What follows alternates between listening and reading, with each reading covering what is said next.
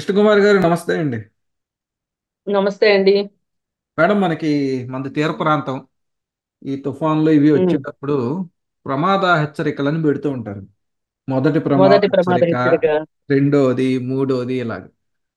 అంటే నిన్న రఘురామరాజు గారు జగన్ని కలవడం అనేది మొదటి ప్రమాద హెచ్చరికగా మనం భావించవచ్చా? దేనికంటే మనందరికీ తెలిసిందే, ఆయన కూడా కొంత అసంతృప్తితో ఉన్నారని, లేదా మంత్రి పదవి రాలేదనో, లేదా వారి స్థాయికి తగ్గట్టుగా వారిని చూడట్లేదనో ఏదైనా కానివ్వండి. చెప్పలేదనా? ఎలా చూస్తారండి? ఏకంగా ఒక మాటలో చెప్పాలంటే బద్ధశత్రువు అనే చెప్పాలి జగన్మోహన్ రెడ్డికి. జగన్మోహన్ రెడ్డి ఉమ్, చంద్రబాబు నాయుడు గారి కన్నా కూడా ఎక్కువ ఫోకస్ పెట్టిన వ్యక్తి రఘురామరాజు. కస్టోడియల్ టార్చర్ అవన్నీ అందరికీ తెలిసిందే. అటువంటి జగన్నే నేరుగా వెళ్ళి షేక్ హ్యాండ్ ఇచ్చి ఒక సలహా కూడా ఇచ్చానని ఆయన చెప్తున్నారు. ఈ మొదటి ప్రమాద హెచ్చరిక, దీన్ని ఎలా చూస్తారు? ఇది నాకు ఒక సామెత తెలుసండి. అదేంటంటే, రాజుగారి బిడ్డని ఎత్తుకున్నా ఏడుస్తా అంట, దించినా ఏడుస్తా అంట. అలా రఘురామకృష్ణంరాజు లాంటి క్యారెక్టర్ని హోల్డ్ చేయడం అనేది అంత ఈజీ కాదు. అంత ఆ సౌకర్యవంతమైన విషయం కూడా కాదు. ఇప్పుడు ఇక్కడ మనం విశ్లేషించుకోవాల్సింది, ఈయన ప్రమాద హెచ్చరిక ఇచ్చాడా, లేదు ఆయన మనసులో ఉన్న మాటని, ఆయన అభిప్రాయాన్ని ఆయన వెల్లడించాడా అని ఆలోచిస్తే మనము రెండూ చేశాడనే చెప్పొచ్చు. ఒక రకంగా చాలా మంది అసంతృప్తులు ఉంటారు ఎప్పుడైనా సరే. అందరినీ సంతృప్తి పరచడం అనేది జరిగే పని కాదు. ఎందుకంటే 175 మంది ఎమ్మెల్యేలు ఉన్నప్పుడు 175 మంత్రి పదవులు అయితే ఉండవు కదా. అన్ని సరి సమానమైన పదవులు ఉండవు కదా. ఇప్పుడు మనుషులు ఆశ ఎంతవరకు వెళ్తుంది అంటే, ఒక చిన్న ఊరికి సర్పంచ్ అయితే చాలు అనే దగ్గర నుంచి మొదలెట్టి ఈ ఎమ్మెల్యే అయ్యే వరకు మధ్యలో ఉన్న వ్యవహారాలన్నీ, అంటే అన్ని దాటుకుని వచ్చి ఎమ్మెల్యే అయిన తర్వాత, అమ్మయ్య నేను ఒక నియోజకవర్గానికి ఎమ్మెల్యే అయ్యాను అన్న దగ్గర కూడా ఆగదండి అది. అది ఇంకొక మంత్రి అవ్వాలి, మంత్రి అయిన తర్వాత ముఖ్యమంత్రి అవ్వాలి అనే ఒక ఆ, విషయం చూసారా. ఒక ఆశ. మనిషి ఆశాజీవి కదా మనిషి, పాపం. ఆశతోనే ఇప్పుడు మన ఎప్పుడు కూడా జీవితం పరిగెట్టిస్తా ఉంటది. రేపు బాగుంటది, రేపు బాగుంటది, అనుకున్న ఆస్తులు వస్తాయి, అనుకున్న సంపాదనలు వస్తాయి. లేదు అనుకుంటే నా పిల్లలు 100 మందిలో ఒకళ్ళగా ఉంటారు, లేదు నా కీర్తి ప్రతిష్టలు అంతర్జాతీయ స్థాయికి వెళ్ళాలని, ఇలా ప్రతి మనిషి కోరుకుంటాడు. నేనేమి ఆ కోరుకునేదాన్ని నేనేం తప్పు పట్టరు కానీ, మనం కోరుకోవడం వల్ల జరగబోయే విధ్వంసం ఏంటి అనేది ఆలోచించుకోవాలి మనం. ఈ రోజుకి మనం ఆ జగన్మోహన్ రెడ్డికి ప్రోకో గురించి ఎందుకు మాట్లాడుకుంటున్నామండి? ఎందుకు గాలి జనార్దన్ రెడ్డి గురించి మాట్లాడుకుంటున్నాం మనం? ఎందుకు మాట్లాడుకుంటున్నాం? మనకేంటి అవసరం చెప్పండి పోని. వాళ్ళు సంపాదించుకున్నారు, వాళ్ళ నాన్న ముఖ్యమంత్రి కాబట్టి ఆయన ఆ పనులు చేసి డబ్బులు సంపాదించుకోగలిగాడు. అది ఆయన సామర్థ్యంగా, లేదు ఆ తండ్రి కొడుకుగా పుట్టాడు కదా, ఆ మాత్రం ఆయన చేసుకోలేడా అని వదిలేయాలి కదా లెక్క ప్రకారం అయితే. మనం ఎందుకు మాట్లాడుకుంటున్నాం? అలాగే గాల్ జనార్దన్ రెడ్డి అనే ఒక సామాన్యమైన కానిస్టేబుల్ కొడుకు ఇవాళ ఆ రాష్ట్రాన్ని శాసించే దిశలో జాతీయ నాయకులు అతని చుట్టూ గింగిరాలు తిరిగిన పరిస్థితి మనం చూసాం. సుష్మా స్వరాజు కదా పెంచి పోషించింది గాల్ జనార్దన్ రెడ్డిని. లేకపోతే what is Gali Janardhan Reddy? Who is he? ఒక కానిస్టేబుల్ కొడుకు ఏం అవ్వగలడు మహా అయితే? ఒక ఎస్ఐ అవ్వగలడు, ఒక సిఐ అవ్వగలడు. కానీ 500 కోట్లు ఖర్చు పెట్టి పెళ్లి చేసేంత పెద్దవాడైతే అవ్వడు కదా. ఏం చేసి సంపాదించావురా నాయనా అని అడిగితే, సహజ వనరులు కొల్లగొట్టి, సహజ వనరులు దేశం దాటిచ్చి, ఈ దేశానికి కట్టాల్సిన ట్యాక్సులు కూడా కట్టకోకుండా ఆ డబ్బులన్నీ నేను మింగానని చెప్తాడా గాల్ జనార్దన్ రెడ్డి? చెప్పడు కదా. అలా జగన్మోహన్ రెడ్డి కూడా ఆ మాట చెప్పడు కదా.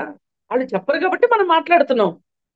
అంటే దీని అర్థం ఏంటంటే విధ్వంసాలని అంచనా వేయలేకపోవటము, జరిగిన అనర్థాల గురించి మనం మాట్లాడుకోకపోవటము, సౌండ్ చెయ్యకపోవటం అనేది ఉంది చూసారా, ఈ నిశ్శబ్దాన్ని బద్దలగొట్టకపోవటం అనేది ఉంది చూసారా, అది చెయ్యకపోతే దేశానికి చాలా ప్రమాదం.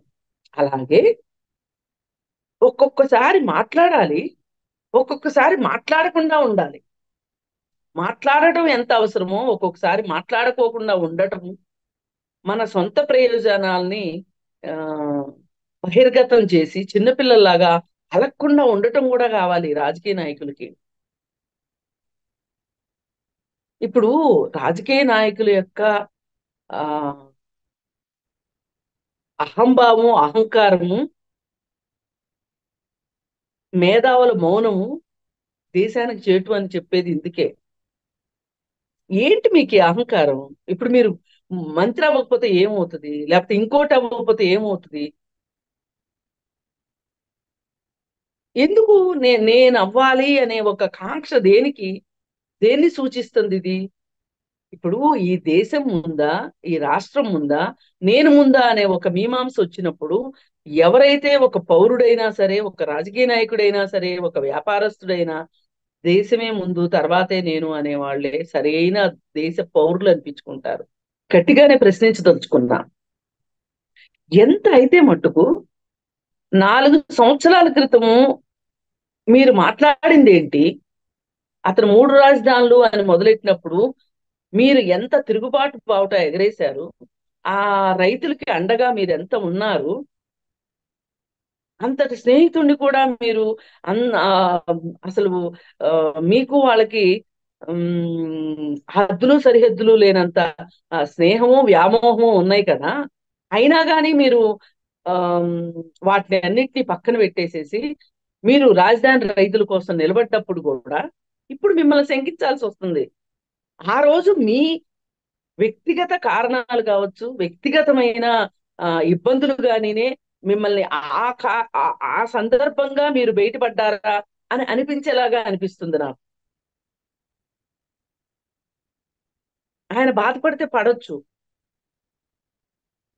ఆయన పైన రఘురామకృష్ణరాజు గారి పైన వైసీపీ పార్టీ వాళ్ళు చేసిన దుర్మార్గానికి, దుశ్చర్యని ఎంత ఖండించామో, శ్రీరెడ్డి లాంటి శిఖండిని అడ్డం పెట్టుకొని రఘురామకృష్ణరాజు గారిని ఏడిపించిన వైసీపీ పార్టీని మనం ఎంత ఖండించామో, ఈ రోజు ఆ ఆయన తెలుగుదేశం పార్టీ పైనో లేకపోతే ఆ చంద్రబాబు నాయుడు పైననో ఇంకొకరి పైనో ఆయనకున్న బాధని పక్కన పెట్టేసేసి మళ్ళీ శత్రువుతో చేతులు కలపడం అనేది ఎంతవరకు ఇది ఆ సమంజసము అనిపిస్తుంది.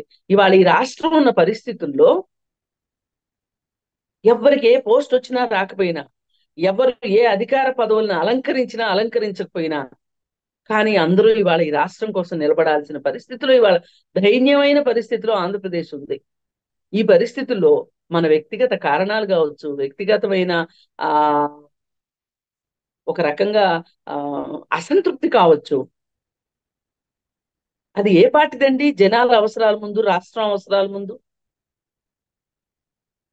ఎందుకు ఆ ఆ రోజు అంత తిరుగుబాటు బావుట ఎగరేసి ఆ చావో రేవో అని చెప్పి మీరు కూర్చున్నారు?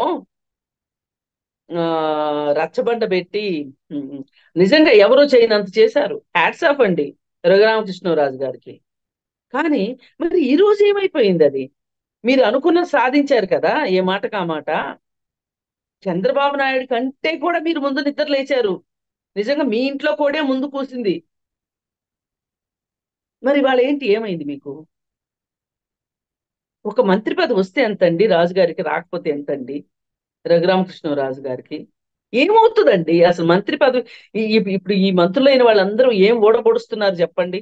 వీళ్ళందరూ ఓ తెగ చేస్తే ఈ రాష్ట్రాలు ఎట్లా ఎందుకు తగలబడతాయి చెప్పండి?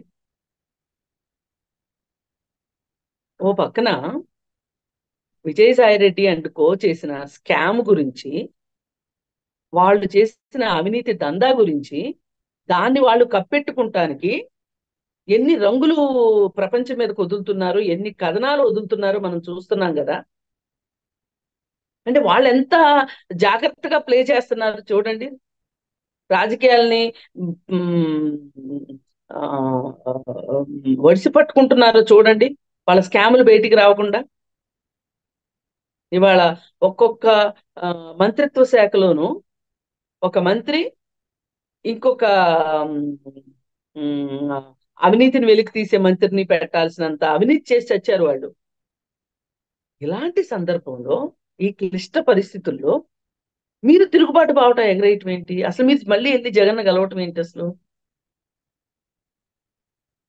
జగన్ ఏం చేశాడు? మేము ఆ రోజు అసలు మిమ్మల్ని చంపేస్తే ఏం ఉండేది? వాళ్ళ ఉద్దేశం అయితే అదే కదా, మాయం చేద్దామని అనుకున్నారు కదా. నాలాంటి ఒక మనిషిని ఆ, చదువుకున్నాను, బోలెడు బోలెడు వ్యాపారాలు చేశాను, రాజకీయాల్లోకి వచ్చాను. నన్ను పట్టుకొని ఒక మ్, శ్రీరెడ్డి లాంటి చేత బూతులు తిట్టించిన వాళ్ళని ఎలా క్షమించగలుగుతున్నారు మీరు? మీ మీ అసలు మీకు మీరు ఎలా సమాధానం చెప్పుకుంటారు? మీకు నిద్ర ఎట్లా పడుతుంది? రాజు గారు, నేను సూటిగా అడుగుతున్నాను. ఇలాంటి వాళ్ళతోనే మీరు మళ్ళీ చేతులు కలిపేది?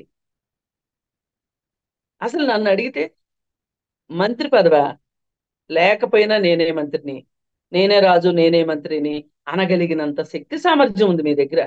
ఆ రోజు అసలు ఒక్కరిగా మీరు ఎంత ఆ పోరాటం చేశారు? అందరూ జవసత్వాలు ఉడిగిపోయినాయా, లేకపోతే ఆ ఈ జరుగుతున్న దాన్ని తట్టుకోలేక, ఆ ఓటమిని అంగీకరించుకోలేక, రకరకాల పరిస్థితుల్లో ఎవరికి వాళ్ళు జీవచ్ఛవాలుగా పడిన సందర్భంలో, నోట మాట రాని పరిస్థితుల్లో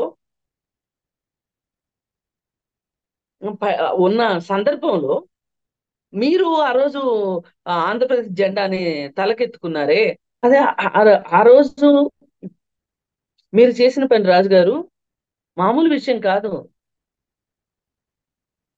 అంత చేసిన మీరు ఒక రకంగా ఆ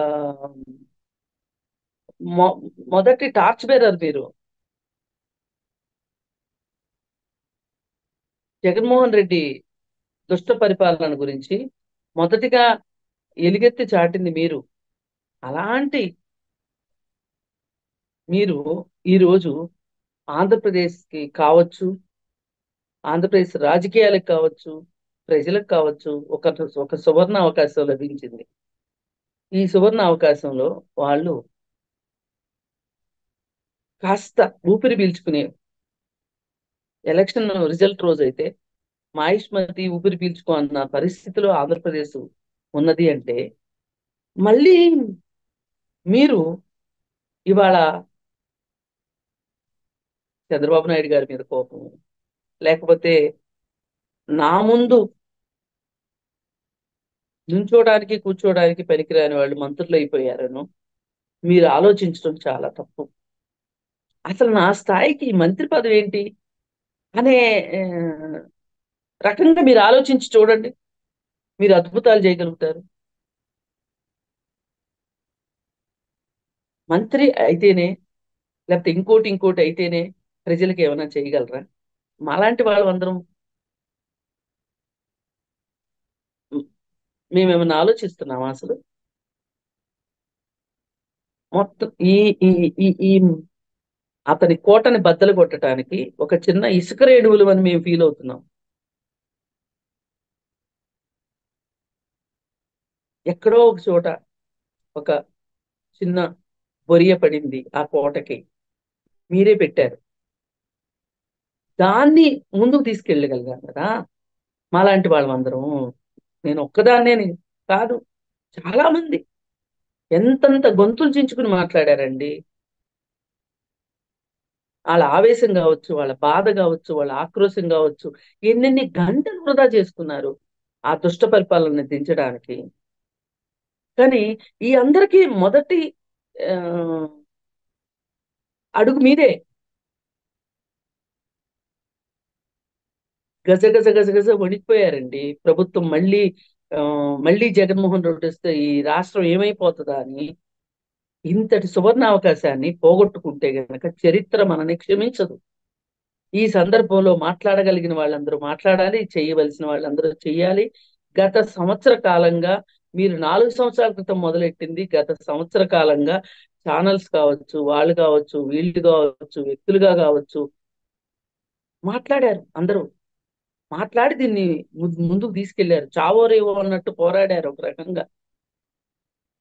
ఇప్పుడు పులివర్తి నాని అతన్ని ఆ రోజు ఇంకొంచెం బలంగా తగిలింటే చచ్చిపోయేవాడండి. ఇవాళ బతికుండబట్టే కదా అసెంబ్లీలోకి వెళ్ళగలిగాడు. మాచర్లలో పరిస్థితి ఏంటి? లేకపోతే ఇంకో చోట పరిస్థితులు ఏంటి? ఇవాళ ఆ సరే, ఇది ఎలక్షన్స్ తర్వాత. ఎలక్షన్స్ ముందు జరిగిన విధ్వంసాలు, జెండా పట్టుకోవాలంటే భయం వేసేటట్లు చేశాడు కదండి జగన్మోహన్ రెడ్డి ప్రతిపక్షాలకి.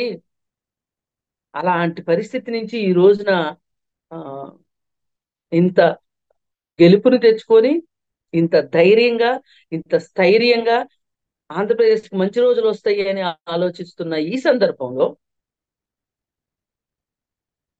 మీరు దీనిపైన ఈ ఆశల మీద నీళ్లు చల్లడం అంటే, జగన్మోహన్ రెడ్డి తోటి స్నేహము అంటే చాలు, పాము కంటే భయంకరమైన వ్యక్తి, కొండ చిలువ లాంటి వాడు, చుట్టేస్తాడు. మీకు బాగా తెలుసు. ఒకప్పుడు మీరు ఎంత సాయం చేశారు, మీరు లేకపోతే అతను కొన్ని కేసుల్లో నుంచి ఆ, ఒక రకంగా ఆమ్, ఆ రోజు జగన్మోహన్ రెడ్డికి మీరు తెలుసో తెలియకో చేసిన సాయం ఉంది చూసారా? అది క్విడ్ ప్రోకో కేసులు సందర్భంగా మలుపు తిప్పిన విషయంలో మీరు ప్రతిసారి మలుపే తిప్పుతారు. కాకపోతే కొన్ని మలుపులు చాలా గొప్పవి, కొన్ని మలుపులు నేను ఇంక చెప్పను. మీరే అర్థం చేసుకోండి. ఇది నా అభ్యర్థన. ఈ ఈ ఈ ఈ రోజు మట్టుకు రా ఏనుగు ఏమంటారు, చచ్చిన వందే బతికిన వందే అంటారు.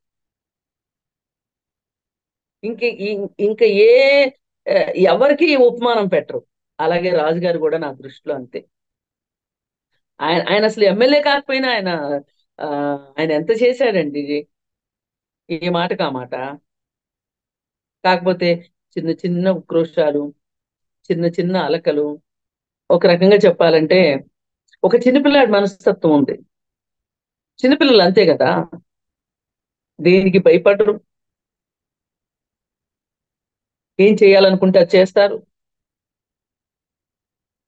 మీరు కూడా అలాగే చేశారు, ఏం చేయాలనుకుంటే అదే చేసి చూపించారు. అప్పుడు ఆ, అతను మోసగాడని తెలిసి అతనికి హెల్ప్ చేశారు.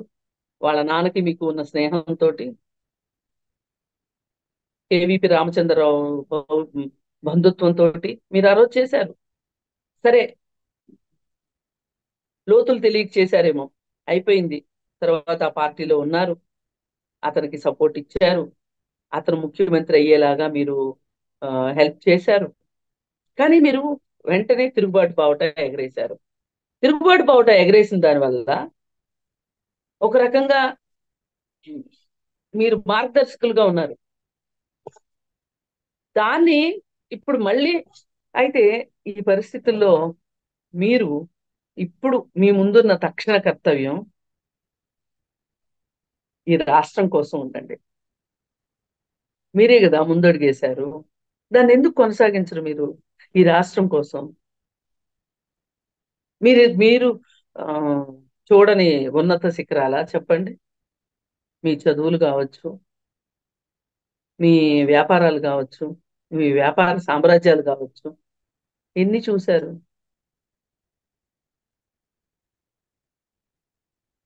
కాకపోతే కొంచెం సంయమనంతో మీ విలువ తెలిసి వస్తుంది. ఒకవేళ మీకు నిజంగా అన్యాయం జరిగితే కూడా, నేను రాష్ట్రం కోసం త్యాగం చేశాను అనుకోండి, మీరు మిమ్మల్ని మీరు అర్థం చేసుకోండి. అంతేగాని శత్రువు మిత్రుడు చాలా సందర్భాల్లో అనర్థానికే దారితీస్తుంది. ఆ ఆ- ఆ, మీకు నేను కొంచెం పురాణాలు కూడా తెలుసు అని నేను అనుకుంటున్నాను. కొంచెం మీరు వెనక్కి వెళ్ళి ఆలోచించండి. ఇవాళ ఈ రాష్ట్రం బాగుంటుంది. మళ్ళీ ఈయన కాసి నక్కల పాలు కావద్దు ఈ రాష్ట్రం. అది ఆ పని చేయడానికి ఇప్పుడు మీ రియాక్షన్స్ ఉన్నాయి చూసారా, అవి ఖచ్చితంగా వాటికి తోడ్పడతాయి అని అనిపిస్తుంది. అందుకోసం మీ ముందు ఒక లక్ష్యం ఉంది. ఈ రాష్ట్రానికి నేనేం చెయ్యాలి అనేది. ఆ లక్ష్యం ఉందండి. ఈ పదవులు ఇవి అన్ని దిగదొడిపే. మేమందరం కూడా ఫీల్ అవుతున్నాం. రఘురామకృష్ణరాజు గారికి ఏంటి తక్కువ, ఎవరికంటే తక్కువ అయినా ఆయనకి ఎందుకు మంత్రి పదవి ఇవ్వలేదు అని. కానీ అక్కడ ఏవో చేర్పులు మార్పులు కూర్పులు, ఎంతో మందిని బొజ్జుగిచ్చుకునే విషయాలు. అసలు నా స్థాయికి ముఖ్యం మంత్రి పదవి ఏంటి అనే ఒక ఉద్దేశంలోకి మీరు రండి. మిమ్మల్ని మీరు విశ్లేషించుకోండి. మీకు ఏదైనా అవసరమా? ఇలా ఆలోచించమని చెప్పు. ఆలోచించాలి. చాలా మంది కష్టపడ్డారు. ఇవాళ జగన్మోహన్ రెడ్డికి వ్యతిరేకంగా పోరాటమే చేశారు. ఏమవుతామో తెలియదు అనుకున్నారు. ఎన్ని జీవితాలు నాశనం అయినాయండి జగన్మోహన్ రెడ్డి వల్ల. కోడికత్తి సీన్ పరిస్థితి ఏంటి చెప్పండి. 5 సంవత్సరాల ఒక మంచి కాలాన్ని జైల్లో గడిపాడు అతను.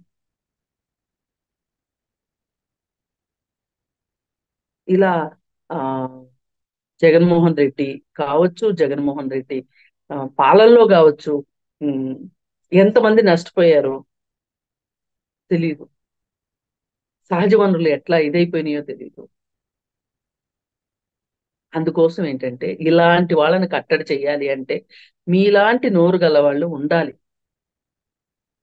మీరు అటు వెళ్ళారు అంటే చరిత్ర మట్టుకు మిమ్మల్ని క్షమించదు.